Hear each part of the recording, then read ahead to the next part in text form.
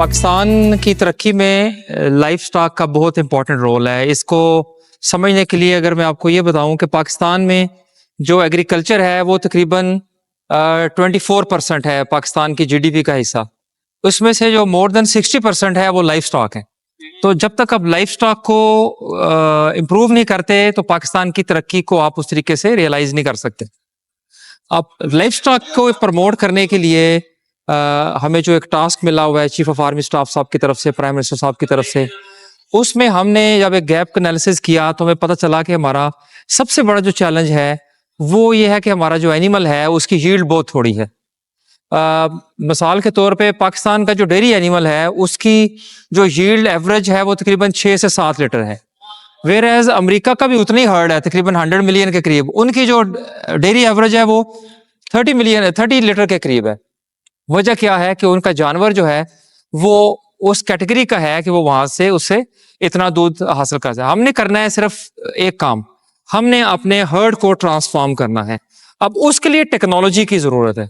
अल्हम्दुलिल्लाह मुझे आज ये आपको शेयर करते हुए बड़ी खुशी महसूस हो रही है कि जो हर्ड ट्रांसफॉर्मेशन में जो मेन 2 टेक्नोलॉजीज इन्वॉल्व हैं, एक एम्ब्रियो थ्रू आईवीएफ और दूसरी सेक्सिंग टेक्नोलॉजी जिसको जेंडर सॉर्टेड सीमन टेक्नोलॉजी भी कहते हैं।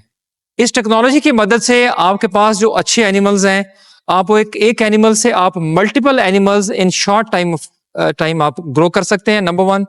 एंड नंबर 2, आप का जो फ्यूचर काफ है वो आप अपनी चॉइस का ले सकते हैं। फॉर एग्जांपल अगर आपने डेयरी एनिमल ग्रो करने हैं तो आप फीमेल सीमन लीजिए, अगर आपने मीट एनिमल को ग्रो करना है तो आप मेल सीमन ले सकते हैं। अब अल्हम्दुलिल्लाह पाकिस्तान में पहली दफा पाकिस्तान आर्मी के वसातत से हमारा जो centre of excellence for bovine genetics है उकाड़ा में, वहां पे ये दोनों टेक्नोलॉजीज आ चुकी हैं।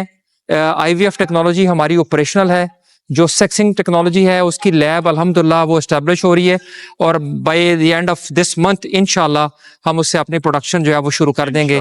ये 2 टेक्नोलॉजीज जब फार्मर यूज करेगा तो I am sure in about 2 to 3 years time Pakistan का जो लाइफ स्टॉक है वो हर्ड ट्रांसफॉर्म हो जाएगा, इसकी यील्ड बेहतर हो जाएगी। मेरा जो सबसे बड़ा मिशन है जो मुझे आर्मी चीफ साहब की तरफ से वो दिया गया है वो ये है कि चूंकि ये नई टेक्नोलॉजीज हैं, पाकिस्तान में पहले ये इंपोर्ट हो रही हैं, बड़ी एक्सपेंसिव है। पाकिस्तान का जो फार्मर है जिसके पास ज्यादा हमारा लाइफ स्टॉक उसके पास है, वो इसको अफोर्ड नहीं कर सकते।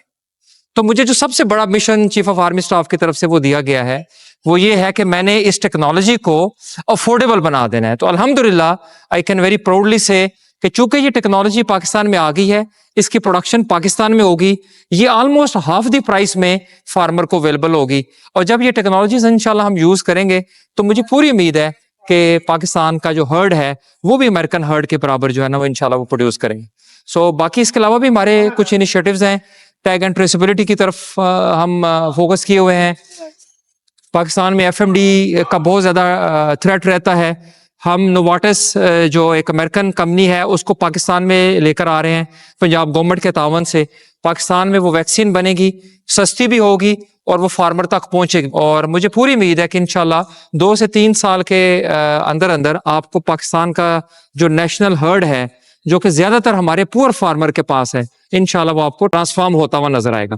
आपका बहुत शुक्रिया, थैंक यू वेरी मच।